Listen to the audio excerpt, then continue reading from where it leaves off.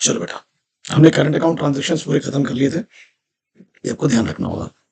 अब मैं नई चीज पढ़ा रहा हूँ आप लोगों को, different types of foreign current account. Current account के टाइप्स पढ़ रहे हैं, फॉरेन करंट अकाउंट के टाइप्स, है ना। देखते क्या, पहला क्या है, ध्यान से सुनना। Resident foreign currency account, RFC account. क्या बोला उसने? Resident foreign currency account. बोलता है ये अकाउंट कौन मेंटेन करता है? NRI। What is NRI? वो इंडियन जो इंडिया में रहते नहीं है, वो इंडियन सिटीजन जो भी इंडिया में रहते नहीं है, बट वो वापस आ रहे हैं। क्यों आ रहे हैं इंडिया में वापस? और बाहर गए थे कितने साल के लिए? 1 साल से ज्यादा, मिनिमम पीरियड ऑफ 1 ईयर। समझ में आ रहा है? कम से कम 1 साल बाहर रुके, अब देश में वापस आ रहे हैं, तो वहां से कुछ पैसा कमाया होगा उन्होंने, बाहर रह के कुछ पैसा कमाया होगा ना, तो वो बाहर एक अकाउंट खोल सकते हैं। तो उस अकाउंट का नाम क्या है? Resident foreign currency account. मतलब उन्होंने जो भी बाहर पैसा कमाया, पूरा पैसा क्रेडिट होगा, entire amount of foreign exchange. कहाँ लेके आ रहा है वो? इंडिया में। भाई बाहर पैसा कमाया तो लेके आएगा ना। अब मुझे बताओ, क्या उसने ऑथराइज पर्सन से पैसे लिया इंडिया से? नहीं, वो तो उसने खुद मेहनत से कमाया बाहर, तो वो बिल्कुल ला सकता है ना, और वो अकाउंट मेंटेन कर सकता है। ठीक है, वो अपनी एसेट्स बेच के पैसे ला सकता है, बिल्कुल सर, बिल्कुल ला सकता है। दूसरी बात, उसको वापस जाना है, बिल्कुल वो पैसा लेके जा सकता है। बोलो क्यों? क्योंकि सर वो डॉलर जो उसने कमाया, जब उसने कमाया था तब भी ऑथराइज पर्सन से नहीं लिया था इंडिया के। अभी जब वो जा रहा है तो वो उसके खुद के ही डॉलर है। Getting my point? तो ये एक अकाउंट है जो ओपन कौन करता है? NRI, non resident Indian. उन पैसों के लिए जो वो इंडिया लेके आ रहा है 1 साल रहने के बाद, फॉर परमानेंट सेटलमेंट।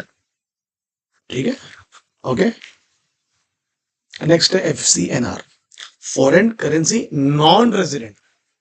देखो, एक नॉन रेजिडेंट है, इंडियन है, ध्यान देना, उसका पैसा खाली फुकट पड़ा हुआ है, विदाउट यूज, तो अपनी करेंसी को प्रोटेक्ट करना चाहता है फॉरेन एक्सचेंज फ्लक्चुएशन से। सुनना बहुत इंपॉर्टेंट है। तो बोलता है मैं जब जाऊंगा ना यहाँ से, तो मैं एंटायर अमाउंट इंटरेस्ट के साथ लेके जाऊंगा इंडिया के बाहर, व्हेनेवर रिक्वायर्ड। तो सर वो ये अकाउंट को क्यों खोल रहा है, और ये अकाउंट से क्या फैसिलिटी मिल रही है? जितना पैसा उसको मिलना चाहिए पूरा वो इंटरेस्ट के साथ में लेके जाएगा। दिक्कत क्या होती है? सुनो, क्या लिखा है, अकाउंट मेंटेन कौन कर रहा है? Non resident India. प्रॉब्लम कैसी होती है, जब आप पैसा कमाते हो, जैसे आपने जब डॉलर कमाया, तो $1 मान लेते हैं उस वक्त 85 रुपीज था, अज्यूम करो ना। तो आप उसको कन्वर्ट करना चाहते हो, तो आज $1 मान लेते हैं, अज्यूम कर रहा हूं मैं, 75 है, तो आपका तो नुकसान हो गया। गेटिंग? इसको उल्टा कर दो, आप जब इंडिया आए थे तो उस वक्त $1 कितना था? 85। अभी डॉलर रुपीज कितना है? 75। अब आपको डॉलर चाहिए तो मात्र कितने रुपए देने पड़ेंगे? 75। तो ये फ्लक्चुएशन से बचने के लिए इस अकाउंट को खोलो, इसमें पूरा पैसा डाल दो, वो अपने आप देश के बाहर ट्रांसफर हो जाएगा, काय में कन्वर्ट होके फॉरेन करेंसी में, काय में कन्वर्ट होके फॉरेन करेंसी में कन्वर्ट होके। फिर एक होता है एक्सचेंज अर्नर फॉरेन करेंसी। ये जो लोग एक्सपोर्ट करते हैं ना इंडिया के बाहर अपना सामान, क्या लिखा देखो, ये इस अकाउंट में डाल देते हैं पैसे। बोलते हैं हम क्यों दें ऑथराइज पर्सन को, हमने कमाया है तो हम इसको यूज करेंगे। किसके लिए यूज करेंगे? यार मेरे को अपनी ट्रांजेक्शन कॉस्ट, सॉरी, मेरे को अपने एजेंट को पैसे देने हैं, मुझे डिस्ट्रीब्यूशन के लिए पैसे देने हैं। ठीक है, तो ये लोग इस अकाउंट में पैसा डाल देंगे कि इनको कन्वर्ट करने की जरूरत ना पड़े, काय में? रुपीज में। क्योंकि वो रुपीज में कन्वर्ट करेंगे तो फिर से उसके एक्सचेंज वाला पैसे लेगा, फिर उसको कमीशन देना पड़ेगा, तो वो सबसे बचना है। तो इस अकाउंट में डालो, जितना कमाए थे और चुपचाप यहाँ से लेके वापस जाओ। तो ये 3 अकाउंट है, भूलना मत आप लोग। एक्सपोर्टर्स के लिए अलग से बना है, 100% पैसा तुमको फॉरेन करेंसी में मिल जाएगा, तुमको रुपीज में कन्वर्ट करने की जरूरत नहीं है। सही है? ये सब अकाउंट भूलना मत, एग्जाम में अपने को पूछ सकता है डायरेक्ट। क्लियर है यहाँ तक? Yes sir. अब आ जाओ बच्चे आप लोग एग्जामिशन में, बहुत इजी है, अब भी मैंने आपको पढ़ाने की कोशिश किया। बोलता है अगर कोई भी व्यक्ति RFC जो मेंटेन कर रहा है, resident foreign currency account, resident foreign currency account जो क्या करके आया, जो परमानेंट सेटलमेंट के लिए इंडिया में आ रहा है बच्चे, और कहा था वो 1 साल से इंडिया से बाहर था एटलीस्ट, वो यहाँ से रेमिट करना चाह रहा है पैसा, इस अकाउंट से रेमिट करना चाह रहा, तो वो पैसा तो उसी ने कमाया था। तो बोलता है भाई तू इतना भी पैसा रेमिट कर सकता है, कौन से ट्रांजेक्शन के लिए? शेड्यूल 2 और शेड्यूल 3, दैट इज कमर्शियल और पर्सनल ट्रांजेक्शन। कौन से अकाउंट से? RFC, क्योंकि तेरा ही पैसा है, तूने ही कमाया था देख के बाहर रह के, तो तुझे कोई अप्रूवल की जरूरत नहीं। ना तुझे सीडी से अप्रूवल लेना है, तूने आरबीआई से अप्रूवल लेना है। क्लियर है? वो भी पैसा तुझे रेमिट करना है देश के बाहर, यहाँ से शेड्यूल 2 और शेड्यूल 3 ट्रांजेक्शन के लिए तुझे कुछ पूछने की जरूरत नहीं, क्योंकि वो पैसा कमाया ही तूने था, नारा ही रहते रहते। फिर और एग्जाम्पशन क्या है? फ्रॉम ईईएफसी, एक्सचेंज अर्नर्स है सर, ये इनको भी अगर पर्सनल और कमर्शियल ट्रांजेक्शन के लिए तो कोई अप्रूवल की जरूरत नहीं, क्योंकि ये भी पैसा इन्होंने ही कमाया है, एक्सेप्ट इसके कुछ। अगर ये मेंबरशिप ले रहे हैं, याद है आपको पढ़ाया था मैंने आप लोगों को, remittance for membership of PNI club, तो अप्रूवल लगेगा सीजी का। और अगर ये ध्यान देना, किसी को बाहर कमीशन दे रहे हैं, इन्होंने बाहर क्या किया, अपनी फ्लैट बेची बाहर, अपना घर बेचा, प्रिस्क्राइब लिमिट से ज्यादा पैसे कमा लिए, घर बेच के, फ्लैट बेच के, ठीक है ना? कहाँ बेचा इन्होंने? इंडिया में। किसके थ्रू बेचा? कमीशन एजेंट के थ्रू। वो एजेंट कहाँ रहता है? देश के बाहर रहता है। तो अब वो कमीशन कितना दे रहे हो आप? प्रिस्क्राइब लिमिट से ज्यादा, जो अपन ऊपर पड़े, तो मेरा आरबीआई का अप्रूवल लगेगा। और आपने इंडिया में कोई कंपनी बनाई, एक्सपेंसेस भी आप पे कर रहे हो उस व्यक्ति को, जो जिसने कंपनी बनाने में आपको हेल्प कहाँ से की? इंडिया के बाहर से।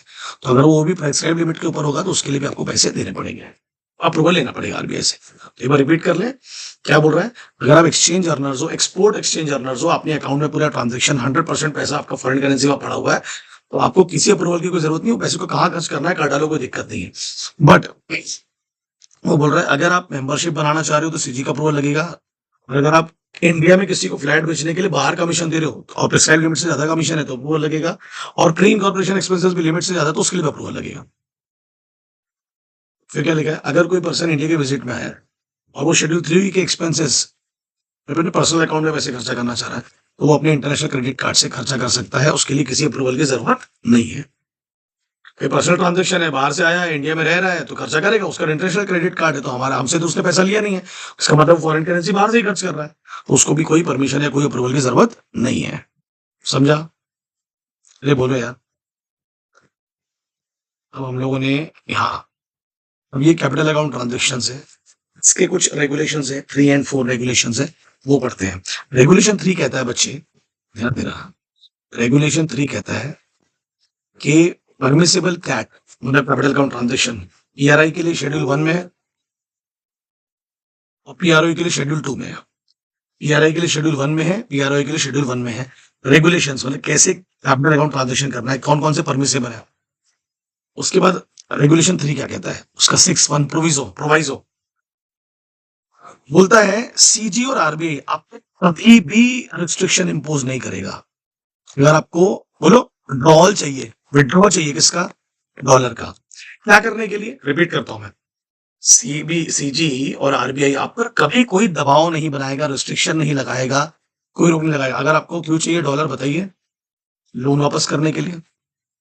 जो आपने लोन लिया था अगर उसको वापस कर रहे हो तो फॉरेन करेंसी में तो देना पड़ेगा। तो आप बोलोगे ना भाई मैं तुमसे क्यों पूछूं, मैंने फॉरेन करेंसी में लोन लिया था, मेरे को वापस करना है, एज सिंपल एज दैट।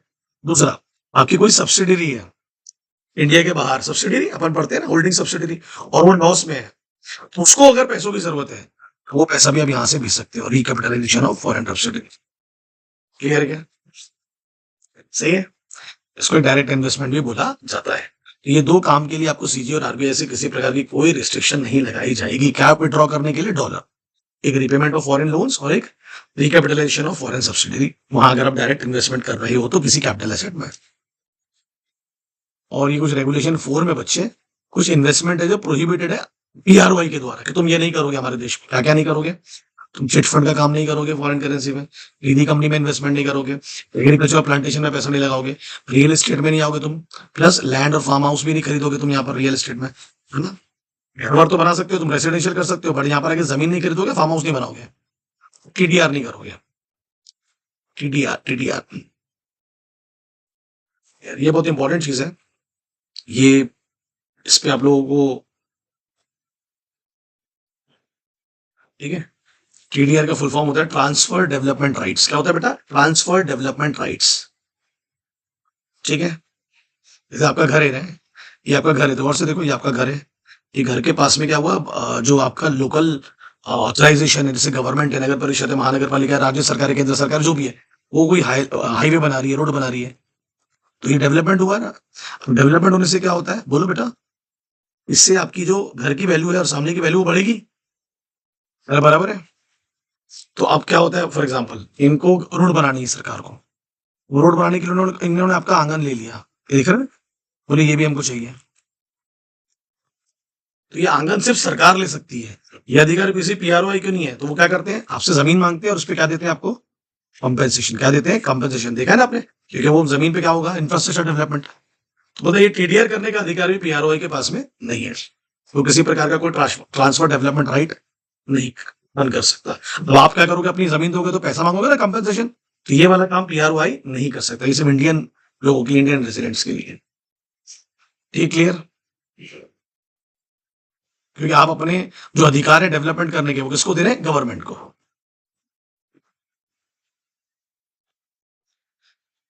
ये कुछ, एक मिनट जो,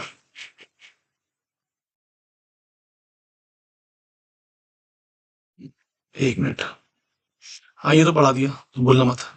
ये प्रोहिबिटेड इन्वेस्टमेंट्स बाय पीआरओआई है, बोलना नहीं है आपको। लैंड और फार्म हाउस अलाउड नहीं है, घर वर बना सकता है, फ्लैट और घर बना सकता है।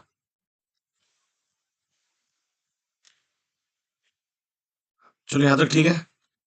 उसके बाद बच्चे आ जाओ आप लोग,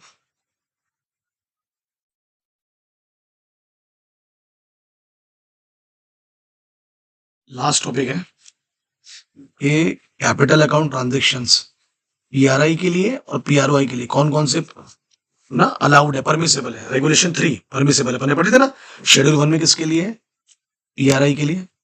शेड्यूल 2 में किसके लिए, पीआरओआई के लिए। कैपिटल अकाउंट ट्रांजेक्शन, बताइए फटाफट पढ़ते। पीआरआई क्या क्या कर सकता है, सर वो उस कैपिटल से फॉरेन सिक्योरिटी खरीद सकता है, बिल्कुल खरीद सकता है। सर वो फॉरेन करेंसी लोन वापस कर सकता है, फॉरेन करेंसी में, बिल्कुल कर सकता है ना। वो अपनी इमूवेबल प्रॉपर्टी को, transfer of immovable property outside India बाया पीआरआई, बिल्कुल अपनी इमूवेबल प्रॉपर्टी को अगर वो बाहर ट्रांसफर कर सकता है, कर सकता है। गारंटी देना चाहता है वो किसी पीआरओआई के लिए जो इंडिया के बाहर है, उसके लिए लाइबिलिटी ले रहा है, और काय में गारंटी दे रहा होगा, बोलो, कैपिटल अकाउंट ट्रांजेक्शंस के थ्रू, कॉन्टीजेंट लाइबिलिटी, याद है ना, ये भी कर सकता है वो। एक्सपोर्ट इंपोर्ट लाउड है, holding of currency, currency note, authorised person like banks, कर सकते हैं ना होल्ड इन लोग। आप एक्सपोर्ट कर सकते हो, आप इंपोर्ट कर सकते हो, आप करेंसी को होल्ड कर सकते हो, किसके थ्रू, बैंक्स के थ्रू, बिल्कुल कर सकते हो। आप लोन ओवरड्राफ्ट का लेन देन कर सकते हो, ठीक है, किससे, पीआरओआई से। आप अपना फॉरेन करेंसी अकाउंट बना सकते हो, इंडिया में भी और इंडिया के बाहर में भी, किस नाम से, पीआरओआई से। लोन और ओवरड्राफ्ट आपने अभी लिया था, अब आप दे सकते हो, बिल्कुल दे सकते हो। ओवरड्राफ्ट मतलब शॉर्ट टर्म लोन्स की बात हो रही है, जैसे कि कैश क्रेडिट ओवरड्राफ्ट फैसिलिटी। आपको इंश्योरेंस पॉलिसी लेनी है, उस इंश्योरेंस कंपनी से जो कहां से इंडिया के बाहर कर सकते हो आप। और आप पैसा बाहर भेजना चाहते हो अपनी कैपिटल एसेट्स के लिए, remittance outside India of capital assets of RPRI, पैसा बाहर भेजना चाहते हो, यानी बाहर एसेट क्रिएट कर रहे हो आप, बिल्कुल कर सकते हो। आपको बाहर एसेट क्रिएट बिल्कुल कर सकते हो। ये सब कैपिटल ट्रांजेक्शन अलाउड है, किसको, पीआरआई को, पीआरआई को। एग्जैक्टली इधर आ जाओ, उल्टा कर दो पीआरआई को।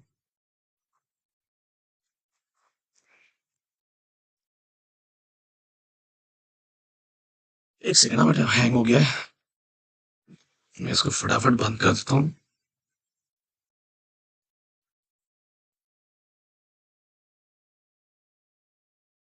2 मिनट तो मुझे आप लोग,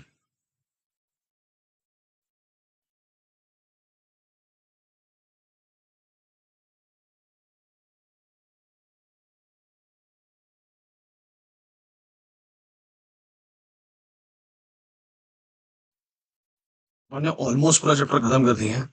कोई भी डाउट आएगा आप मुझसे तुरंत पूछेंगे।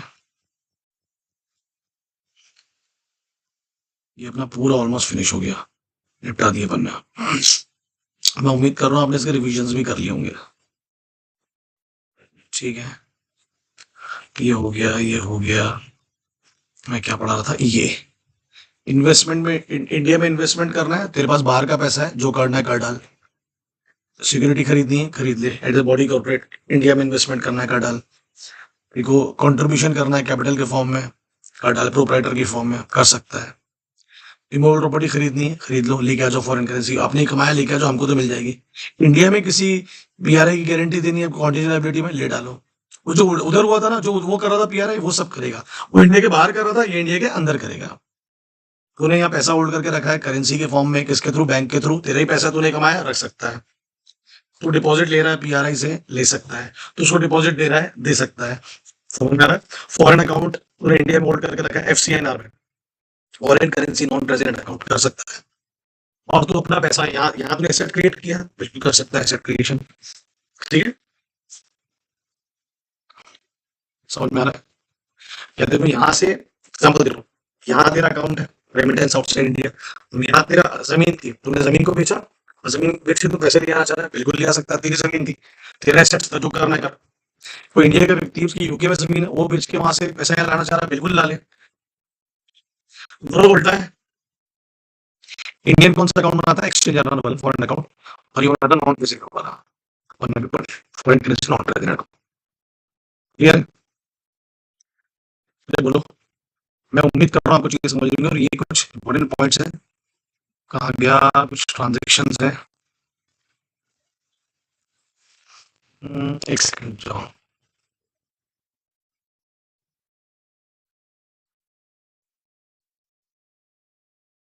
कहा गया कौन पूरी पढ़ा दिया गया मैंने, मजाक।